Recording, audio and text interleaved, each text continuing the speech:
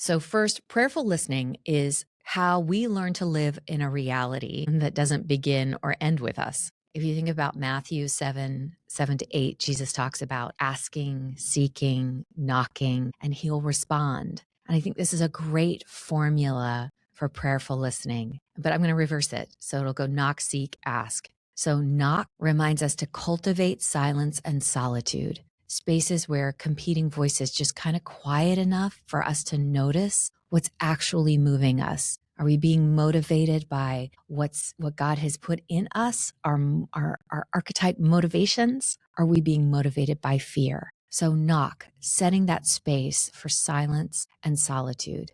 Then seek. I can't stress enough the importance of immersing ourselves in the story of the Bible, not just to extract answers, but to learn the character and the story of God so that we recognize God's voice when it comes and we recognize the larger story that we're living in. And then finally, ask. Practicing waiting and actually asking God questions. Can't tell you how often I notice myself and other people when we go to ask God something that we forget to ask the question and then wait to listen for an answer. We kind of pose a question and then start thinking through the answer in our own minds. But this process of in silence and solitude, actually asking God a question and then practicing the waiting part to see what God might have to say rather than resisting to just the urge to just answer for God too quickly. That kind of prayer doesn't immediately give us clarity about what to do, but what it's doing is reshaping